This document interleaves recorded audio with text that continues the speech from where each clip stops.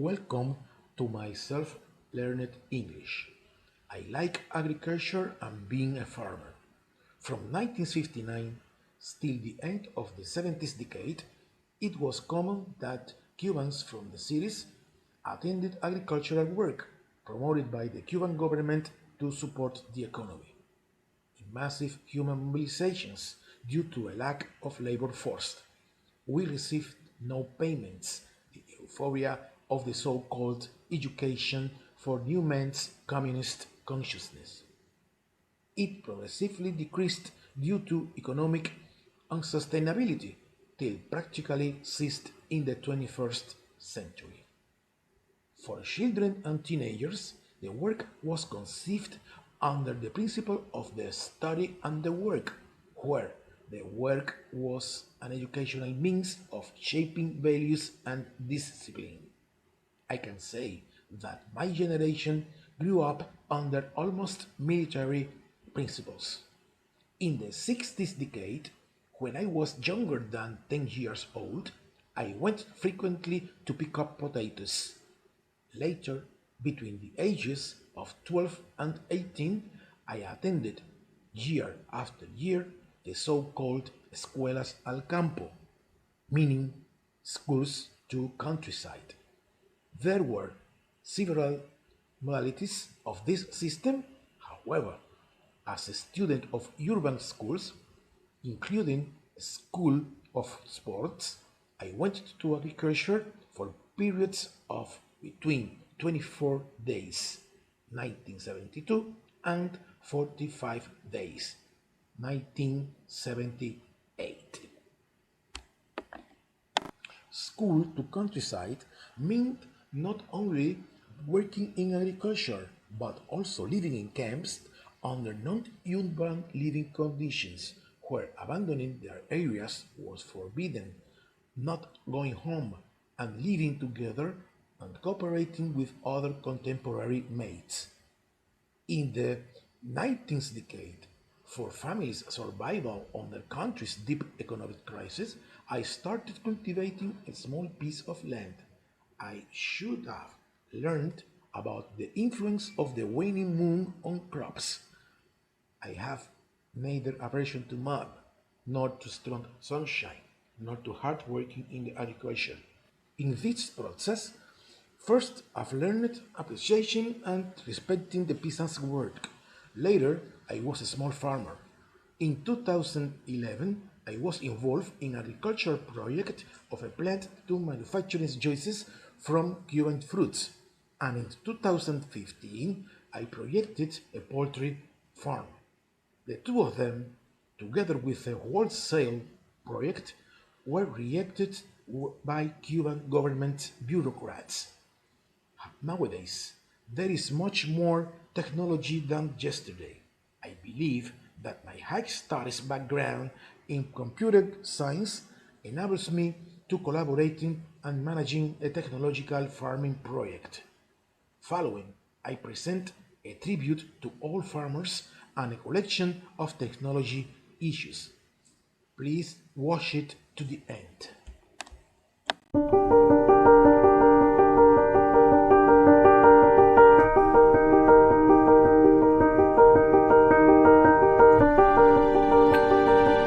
The king may rule over land and sea. The lord may live right royally. The soldier ride in pomp and pride. The sailor roam over ocean wide. But this or that, whatever befall, the farmer, he must feed them all. The writer thinks, the poet sings, the craftsman fashion wondrous things. The doctor heals, the lawyer pleads, the miner follows, the precious leads. But this or that, whatever befall, the farmer, he must feed them all. The merchant, he may buy and sell, the teacher do his duty well. But men may toil through busy days, or men may stroll through pleasant ways.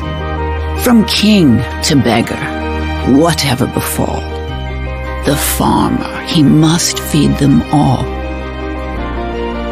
The farmer's trade is one of worth.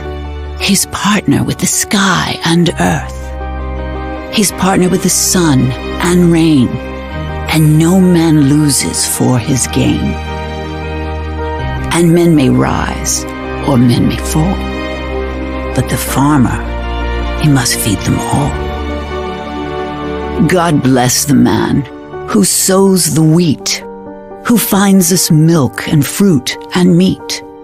May his purse be heavy, his heart be light, his cattle and corn and all go right. God bless the seeds his hands let fall.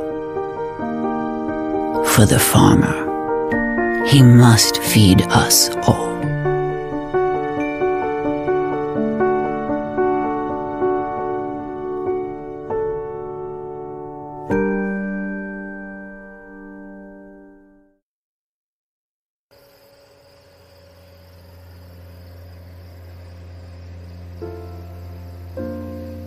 And on the 8th day,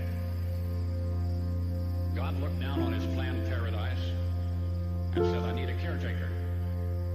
So God made a farmer. God said, I need somebody willing to get up before dawn, milk cows, work all day in the fields, milk cows again, eat supper, then go to town and stay past midnight at a meeting of the school board. So God made a farmer. I need somebody with arms strong enough to wrestle a calf and yet gentle enough to deliver his own grandchild. Somebody to call hogs, tame cantankerous machinery, come home hungry, have to wait lunch until his wife's done feeding visiting ladies, then tell the ladies to be sure and come back real soon and mean it. So God made a farmer.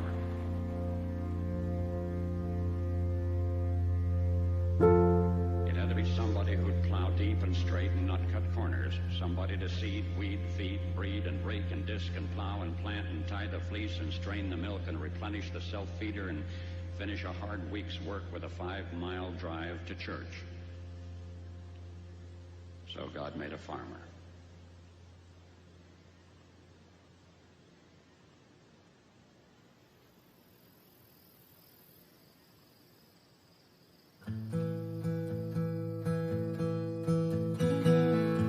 This is the story of 2018. There isn't anything special about this year.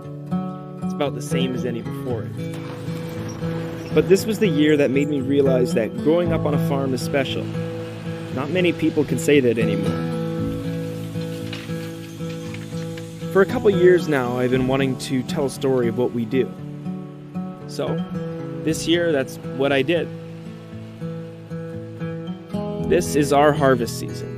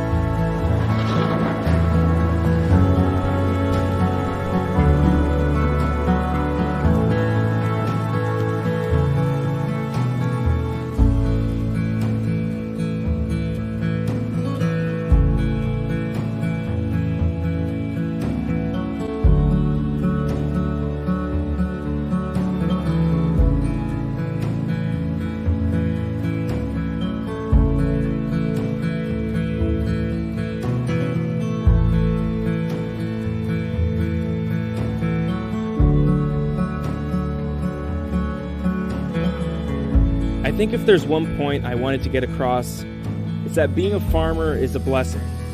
There's always problems, of course. Something always seems to break down and needs fixing.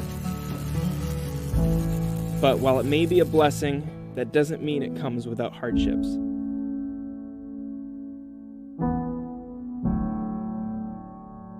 Photos like these don't need a lot of explanation.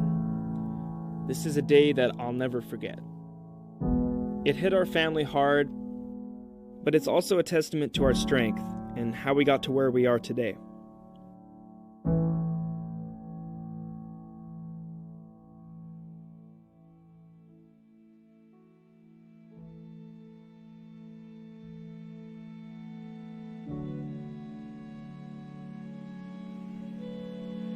A cup of coffee in the morning is a symbol to me. It says that no matter what happens or how much you have on your plate, you have to get up and keep driving forward.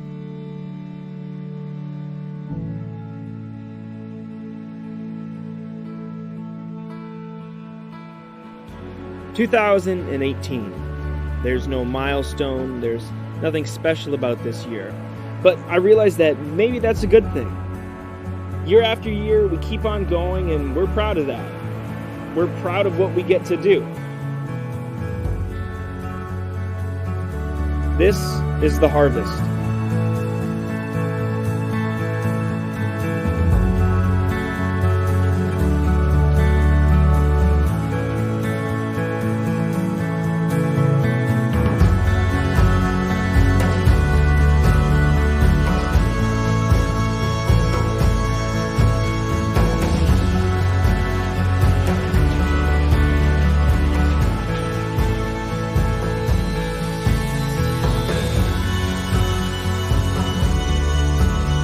So why would you sign up for this job? This dirty, smelly, long hours, sweat and tears kind of job? I think the answer is simple. We love what we do. That to me is what it means to be a farmer.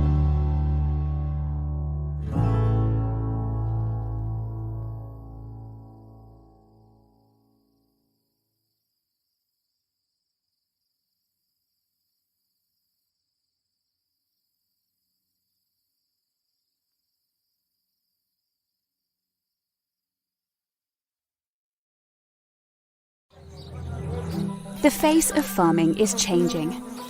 This is Sonia. She's a new generation of digital farmer, and the power is now in her hands. Data from satellites enables her to receive precise agricultural tips. With her farm vulnerable to the impacts of climate change, weather reports help her to make better decisions, while e-payments enable her to easily send and receive money. These disruptive digital services don't just benefit farmers, they also create decent jobs for young people. One entrepreneur has created an app which allows Sonia to access new markets and get a fair price for her produce, while a local startup flies drones that profile her cooperative and monitor the health of crops and land.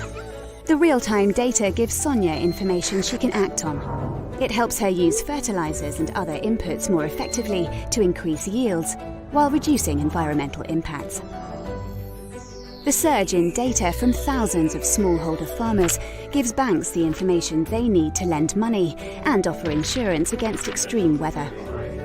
Big data can help governments make better informed decisions, and progressive digital policies can enable innovative technologies like artificial intelligence, blockchain, and the Internet of Things to make entire supply chains more efficient and transparent. But it's not just about technology. It's about transforming the lives of smallholder farmers like Sonia to increase production and improve livelihoods. This is Next Generation Agriculture, bringing scalable solutions that will help make the UN Sustainable Development Goals a reality. To find out more, visit www.cta.int.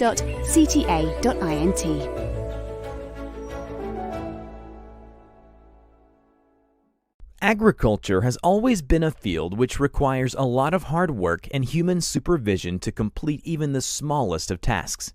It also requires a skilled eye, such as being able to recognize when crops are ready to be picked, or recognizing diseases in crops early, or even detecting insects, which can cause harm to certain crops. So it's safe to say that a lot of work is needed to increase productivity in this field. But this is where AI comes in. In 2050, the world's population will increase from 7.3 billion to 9.7 billion people on the planet, meaning food production must increase by a whopping 70%. The only way this can be achieved is through the help of AI. Let's take a look at how AI is being incorporated in agriculture to tackle these problems. starting with in-field monitoring with computer vision. AI can be used to monitor the health and progress of crops in field. Pests are a major issue in agriculture, being one of the main sources of reduction in crops. Pests cause two problems in agriculture. The first is by causing damaging crops and food production. The second is indirect damage. Some insects are able to transmit bacterial, viral, or fungal infection to a crop, which can spread quite rapidly, resulting in major losses. This is where AI comes in. With the use of computer vision through drones, we are able to identify harmful pests in crops. Once identified, the drone will proceed to spray the crop with pesticides. With the use of computer vision, farmers will also be able to get notified when a disease is spotted. Early detection of diseases reduces the chance of spread and ensures better quality control. Computer vision is also used to check on crop readiness, as well as check up on livestock. Livestock can be monitored 24/7 and checked for sicknesses or diseases, which can help farmers take action immediately when spotted.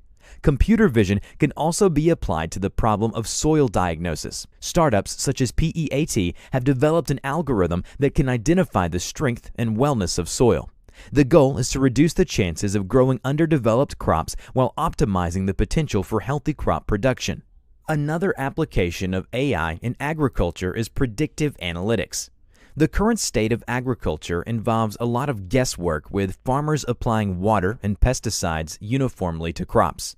The issue with this is there may be some plants in need of pesticides or water. Other plants will not benefit from the additional water or pesticides. This causes a massive waste in both water and pesticides. But with the help of data-driven agriculture, farmers are able to utilize precision farming, which detects and identifies crops that require water or pesticides and provide it only to the plants that are in need of it. This asubstantially method will substantially reduce cost and wastage of water and pesticides.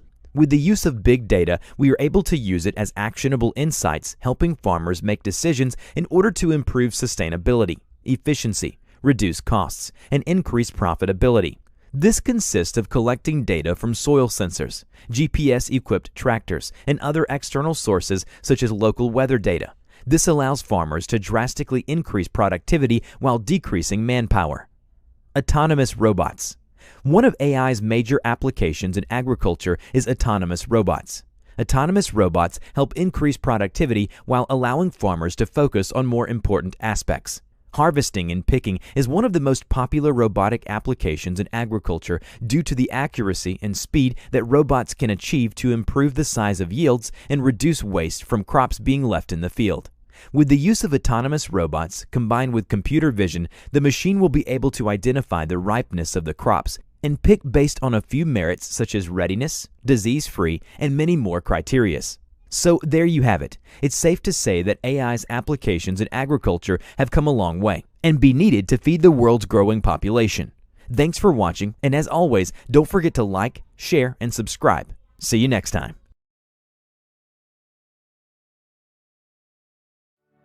Digital technology such as the Internet of Things is driving change in agriculture.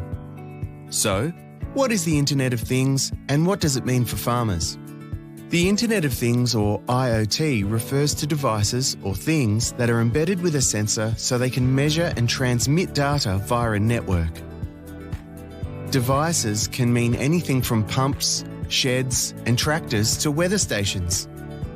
Essentially, IoT means these physical devices can send and receive information via the internet.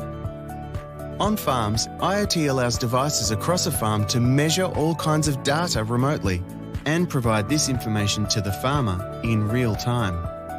IoT devices can gather information like soil moisture, chemical application, dam levels, and livestock health, as well as monitor fences, vehicles, and weather. Information generated by IoT devices allows farmers to track farm operations and performance, make better informed decisions to improve farm productivity and yield, and respond more quickly to their conditions, saving time and money. It's putting the data behind the all-important farmer gut instinct, whether that be knowing when to check on water supply to a trough, how much fertiliser to apply to a crop, and which ewe to check during lambing. The Victorian Government is committed to driving the uptake of digital technology, including IoT, in agriculture.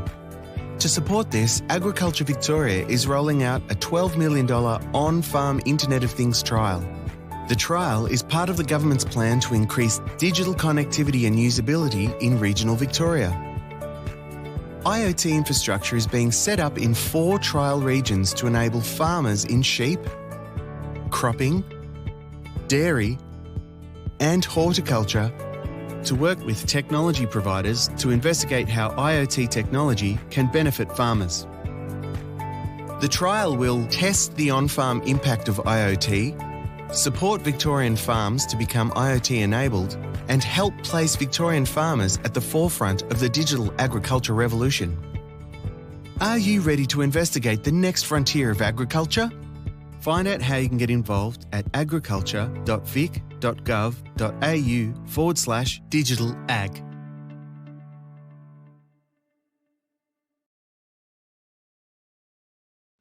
Our global agri-food system sustains the world's ever-growing population, creates millions of jobs, and is critical in achieving the Sustainable Development Goals. But the global agri-food system is not fit for purpose and stresses the environment by generating up to 29% of greenhouse gases. And while there is an overabundance of food, 820 million people are undernourished worldwide. This is due to the global agri-food system being held back, partly by transaction costs and information asymmetries, which prevent profitable transactions. The agri-food system is complex, and it takes dozens of stakeholders and transactions to bring food from farmers to consumers.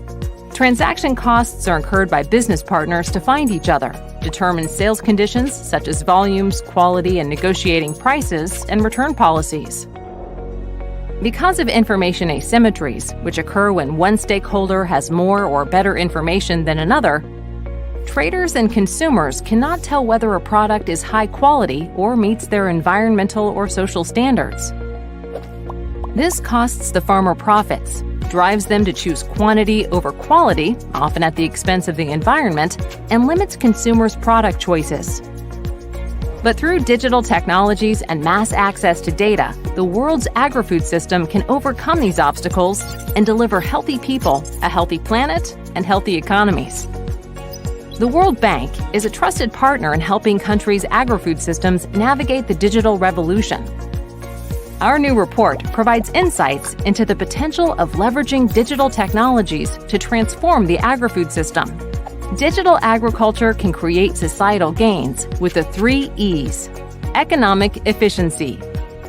Through farmers being able to access multiple markets and lower costs through improved price discovery, buyer-selling matching, improved traceability, and quality control. Equity. Through the inclusion of smallholder farms and marginalized populations. And environmental sustainability. Through reducing food waste, better resource management, and rewarding environmentally friendly practices. Creation of and access to data allows new ways to evaluate small-scale farmers and agribusinesses' creditworthiness, improve their access to rural finance, and allows the design of affordable insurance products. Digital technologies also allow efficient government policy designs, policy implementation, and environmental outcomes monitoring. These benefits are great, but digital agriculture also has risks, like a digital divide. Many people still can't access technology or sufficient internet and don't know how to use it. The second risk is data governance. Farmers' business and personal information can be exposed, tempting misuse. Lastly, there's the risk of limited competition. There are concerns that digital markets will increase market power and filter profits to a few digital technology providers. How do we ensure the agri-food system benefits from digital technology? First, governments need to increase access to digital and physical infrastructure for data and technology use throughout the food system.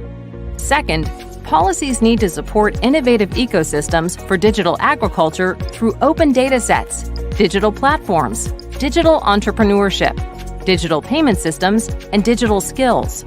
Equally critical is ensuring a competitive environment for digital services providers. We also need policies that protect data use and sharing against misuse. And make sure the agriculture policies maximize digital agriculture's potential for environmental sustainability. Through the digital transformation and with the right policies, the food system can deliver healthy people, a healthy planet, and healthy economies.